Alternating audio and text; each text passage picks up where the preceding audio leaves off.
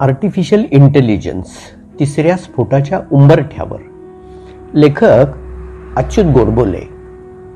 Artificial intelligence म्हणजेच AI किंवा कृत्रिम बुद्धिमत्ता काय करू शकते याची चुणूक आता जगाला दिसू लागली आहे. या तंत्रज्ञानाचे गॉडफादर म्हणवले जाणारे डॉक्टर जेफ्री हिंटन यांनी त्याविषयीची भीती व्यक्त केली आहे. AI काय आहे, ते विनाशक का होऊ शकतं याविषयी. कृत्रिम बुद्धिमत्तेविषयी म्हणजेच AI विषयी मी जे काम केलं त्याच्याबद्दल मला थोडा खेदच वाटतो. हे उद्गार आहेत AI तंत्रज्ञानाचे गॉडफादर असं बिरुद लाभलेले डॉक्टर जेफ्री हिंटन यांचे. गुगलमधून राजीनामा देताना आर्टिफिशियल इंटेलिजन्स आणि त्या तंत्राच्या भयावह शक्यता याविषयी बोलताना नोकरीमध्ये असताना मर्यादा येतील म्हणून मी राजीनामा देत आहे असं त्यांनी स्पष्टपणाने म्हटलं होतं. मी याला तिसरा स्फोट म्हणतो. सन 1896च्या आसपास डायनामाइटचा शोध लावणाऱ्या अल्फ्रेड नोबेलचा स्फोट हा पहिला. सन 1945मध्ये मॅनहॅटन प्रोजेक्टमधील अणुबॉम्ब शोध लावणारा ओपनहायमरचा स्फोट हा दुसरा. अल्फ्रेड नोबेलच्या भावाचं निधन झाल्यानंतर अल्फ्रेडचंच निधन झालंय असं समजून एका वृत्तपत्रानं मृत्यूच्या व्यापाऱ्याचं निधन अशी बातमी छापली होती. आपण मेल्यावर जग आपल्याला कसं ओळखेल आठवेल याविषयीची याची देहा याची डोळा जाणीव झाल्यानंतर उपरती झालेल्या अल्फ्रेडनं पापक्षालनासाठी नोबेल पारितोषिकाची घोषणा केली.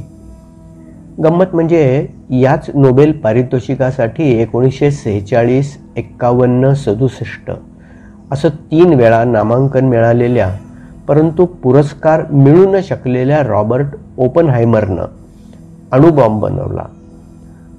त्याचा स्फोट डायनामाइटपेक्षा कित्येक पट विध्वंसक होता. त्यानंतर त्या संशोधनाच्या विनाशक शक्तीमुळं ओपनहायमरनं खेदही व्यक्त केला होता. आताचा डॉक्टर जेफ्री हिंटन यांचा राजीनामा आणि त्यानंतरची खेदयुक्त काळजी हा AI तंत्राच्या अजूनही अव्यक्त पण नजीकच्या भविष्यातील महास्फोटाची जणू नांदीच आहे. इतकी वर्ष गुगलमध्ये कार्यरत असूनही त्यांना आत्ताच राजीनामा देण्याची मला 3 कारणं वाटतात.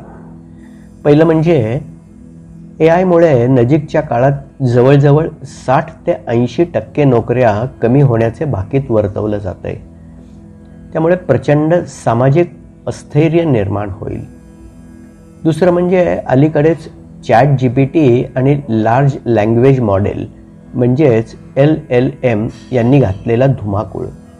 आणि तिसरं म्हणजे या अत्यंत प्रगत AI मुळे तयार होत असलेल्या विध्वंसक शस्त्रांची भीती. स्वार्म तंत्रज्ञान म्हणजे अनेक छोटे ड्रोन एकत्रित काम करतात. एखाद्या व्यक्तीचं छायाचित्र दिल्यास हे सारे छोटे ड्रोन एकत्र काम करून त्या व्यक्तीला ठार करू शकतात. या हल्ल्यातून बचाव होणं शक्य नसतं. ही 3 कारणं ज्या तंत्रज्ञानामुळे शक्य झाली त्यात डॉक्टर हिंटन यांचं महत्त्वपूर्ण योगदान आहे.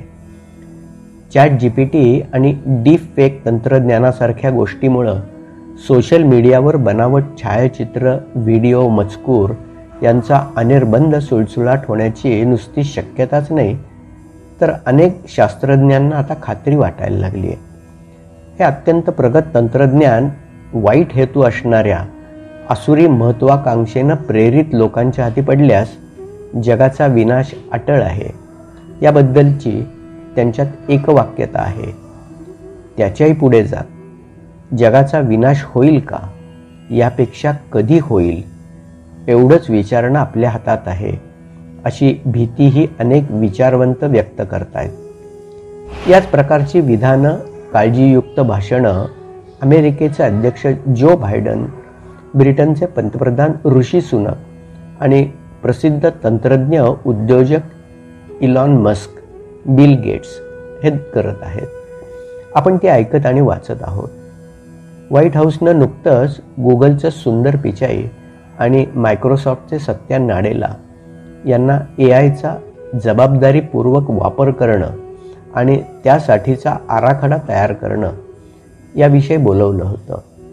त्या बैठकीत ओपन एआयच्या ChatGPTची जनक कंपनी सॅम अल्टरमन बरोबरच अमेरिकेच्या उपाध्यक्ष कमला हॅरिसही उपस्थित होत्या. विश्वासार्ह एआयसाठी व्हाईट हाऊसनं $14 कोटी जाहीर केलेत. एआयची उपशाखा असणारी न्यूरल नेटवर्क खूप जुनी आहे. न्यूरल नेटवर्क अतिप्रगत करण्यात तिचे 2012 डीप लर्निंगमध्ये रूपांतर करण्यात डॉक्टर हिंटन यांचं मोलाचं योगदान आहे. या डीप लर्निंग प्रकारामुळं आज परिस्थिती ओढवली आहे. डॉक्टर हिंटन म्हणतात की हे तंत्रज्ञान मानवापेक्षाही पुढे जाईल अशी शक्यता आहे आणि ती खूप भयावह आहे. काही दिवसापूर्वी सॅमसंग कंपनीनं ChatGPTच्या वापरावर बंदी घातली आहे. वॉरन बफे या गुंतवणूक क्षेत्रातील अग्रेसर CEOनं तर एआयला दुसरा अणुबॉम्ब म्हटलंय. एआय तंत्रज्ञानामुळे 60-80% लोकांच्या हातचं काम जाईल. ते बेरोजगार होतील. याच्या अनेक पाऊलखुणा आता दिसायला लागल्या आहेत.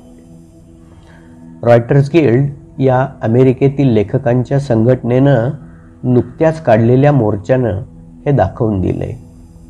ChatGPTची कथा पटकथा लिहून देणार असेल, म्हणजे जर ChatGPT लेखकाच्या ऐवजी कथा आणि पटकथा लिहून देणार असेल तर या लेखकांना कोण मानधन देणार हो? परवाचीच बातमी आहे की ब्रिटनमध्ये गुंतवणूक तज्ज्ञांच्या सल्ल्यापेक्षा ChatGPTनं गुंतवणुकीवर अधिक परतावा दिला.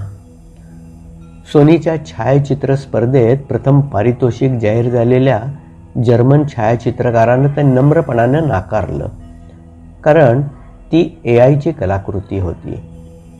एआय, बिग डेटा, क्लाउड इत्यादींचा समुच्चय असणारी 2013 अस्तित्वात आलेली चौथी औद्योगिक क्रांती म्हणजेच इंडस्ट्री 4 किंवा I4 याला मागे टाकत 10 वर्षात इंडस्ट्री 5 उदयाला आली आहे. त्यामध्ये मानव आणि यंत्र तंत्र रोबो एकत्र काम करतील. त्याला कोबॉट म्हणतात. कोबॉटमुळे जीवन सुखावह की आळशी कुणास ठाऊक, पण असं झालं तरी असंख्य नोकऱ्यांवर गदा येऊन सामाजिक स्थैर्य वाढेल. प्रख्यात मानववंशशास्त्रज्ञ युव्हल हरारी यानं एका टेड टॉकमध्ये म्हटलंय की 90% लोकांना भविष्यात काही कामच नसेल. यावर काहीसा उपाय म्हणून बिल गेट्स यांनी एआय एथिक्स ग्रुप सुचवलाय. त्यांनी असंही म्हटलंय की एखाद्या उद्योगानं लोकांना काढून रोबोंना काम दिलं तर त्यांना रोबोकर लावण्यात यावं. एआयवरील संशोधन 6 महिने थांबवावं असं अनेक तंत्रज्ञ, शास्त्रज्ञ, विचारवंत सुचवत आहेत. तंत्रज्ञानानं केलेली कलाकृती किंवा काम आणि मानवानं केलेलं काम यात फरक करता आला नाही तर त्याला ट्युरिंग टेस्ट म्हणतात. कोबॉट या इंडस्ट्री 5 मधल्या तंत्रज्ञानात आपण तेथपर्यंत पोचलो आहोत. डॉक्टर जेफ्री हिंटन हे ट्युरिंग पुरस्कार विजेते आहेत. एवढं सामाजिक अस्थैर्य, विध्वंस होणार असेल तर एआय करायचंच कशाला असा प्रश्न मनात उद्भवू शकतो. शेवटी ती मानवाचीच निर्मिती आहे आणि त्याचं उत्तर दडलं आहे ते लोभीपणा. एआयमध्ये काम करणाऱ्या कंपन्यांना त्यांच्या भागधारकांना उत्तम परतावा देऊन स्वतःची तुंबडी भरायची आहे. जगात अस्थैर्य निर्माण होईल वगैरे तात्विक गोष्टीत त्यांना रस नसून त्यांच्यात एआयमधील अग्रणी होण्याची उघडी नागडी स्पर्धा आहे हे अगदी नक्की. या स्पर्धेत आपण टिकून राहण्यासाठी शिक्षण पद्धतीत शिक्षकांनी गुगल व्हायला आणि विद्यार्थ्यांनी ChatGPT व्हायला हवं. म्हणजेच शिक्षकांनी गुगल पलीकडचं ज्ञान द्यावं आणि विद्यार्थ्यांनी ChatGPTचा वापर करावा. पण त्यावर पूर्ण अवलंबून न राहता स्वतःचा तरतम भाव वापरायलाच हवा.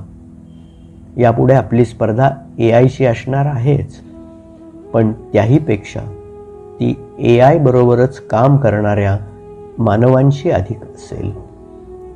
लेखक अच्युत गोडबोले. अभिवाचन अनिल खडके. Mobile number 9822004242.